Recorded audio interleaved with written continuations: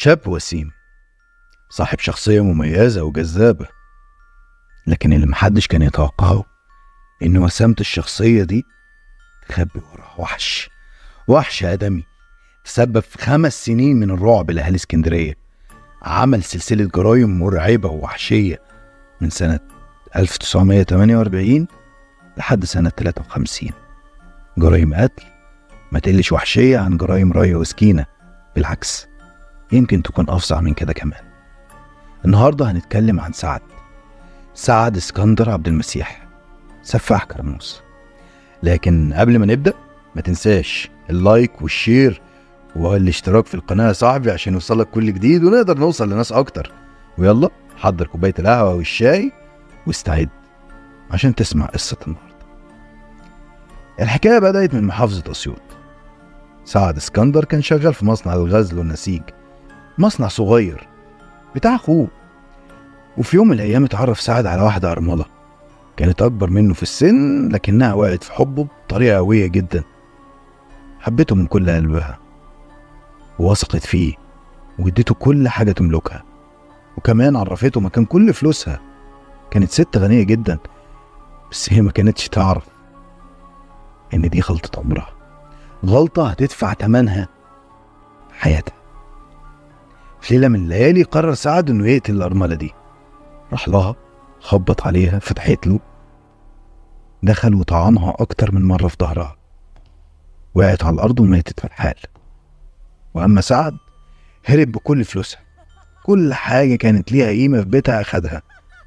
ودي كانت أول جريمة من جرائم سفاح كرموز. سعد هرب على اسكندرية وأجر مخزن صغير للقطن والغزل والنسيج في حي راغب باشا بكرموز، واللي اتحول بعد كده مسرح لأفظع الجرائم اللي نفذها. كمان مقبرة دفن فيها كل البنات اللي وقعت في غرام الوحش اللي مفيش في قلبه أي رحمة ده، واللي عددهم لما زاد وبدأت بنات كتير تختفي في كرموز ومحدش كان بيلاقي ليهم أي أثر، سواء أثر حي أو أثر ليهم وهم ميتين.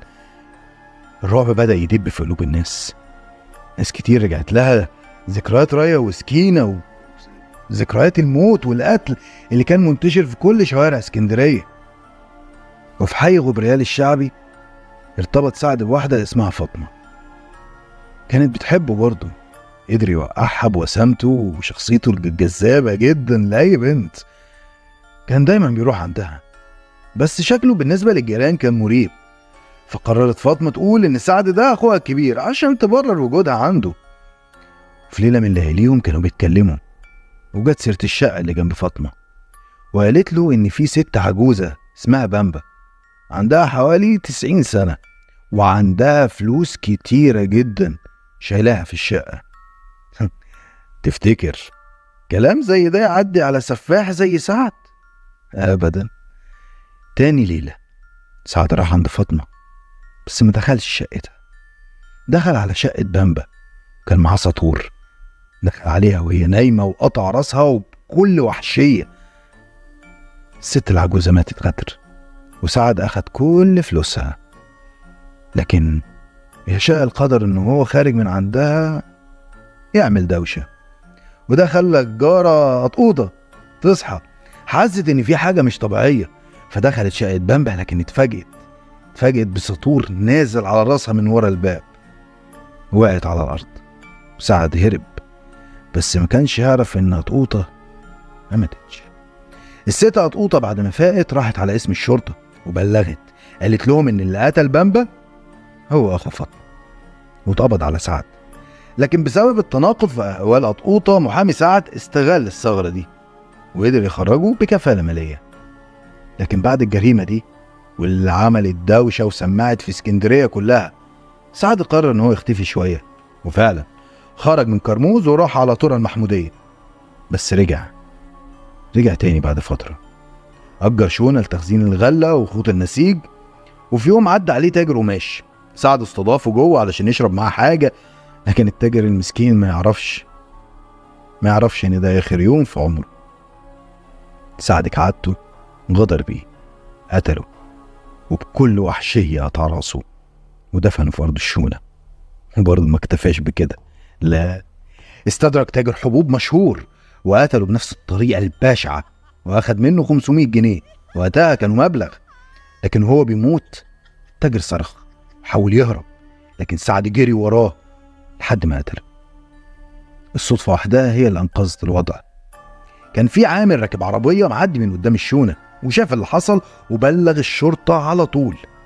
والشرطة في وقتها وصلوا ولو الرجل مقتول، لكن سعد كان اختفى.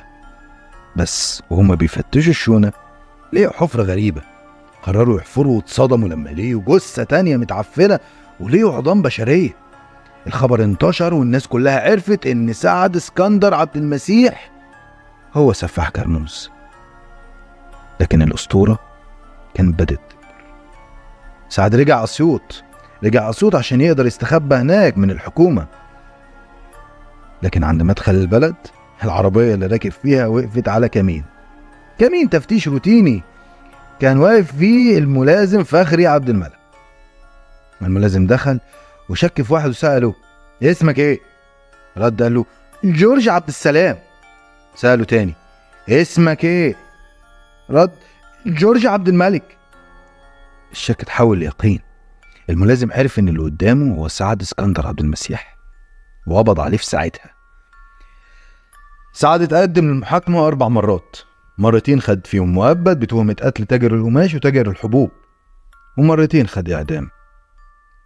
لكن المحامي الشهير في الوقت ده البير بدر محامي سعد حاول يوقف تنفيذ الإعدام بشكل مؤقت، لكنه منجحش. من حظنا إنه هو منجحش. وفي صباح يوم 25 فبراير سنة 1953 سعد دخل غرفة الإعدام. وفي سجن الحضرة بالإسكندرية سألوه نفسك في ايه قبل ما تتعدم؟ طلب سعد كان غريب جدا لواحد داخل على إعدام. واحد دي آخر لحظات في حياته. طلب كوباية مية وسجارة. كان صاحب كيف وبالفعل نفذوا له طلبه، وبعد ما شربهم تم تنفيذ حكم الإعدام عليه. وبكده تنتهي قصة من أكتر القصص المرعبة في تاريخ مصر واسكندرية، واللي فضلت والوقت مش قليل، تقريبا أكتر من 5 سنين بتدب الرعب في قلوب كل اللي في اسكندرية. وخلصت بكده أسطورة سفاح كرموز. لحد هنا حلوين، وخلينا أفكرك تاني لو نسيت، لو عجبتك القصة ما تنساش اللايك التمام وشير مع الناس اللي بتحبهم علشان نستمر في تقديم محتوى أكتر وأكتر. وقولوا لنا في الكومنتات تحب الفيديو الجاي يبقى عن مين، واشوفكم على خير في فيديو جديد ان شاء الله.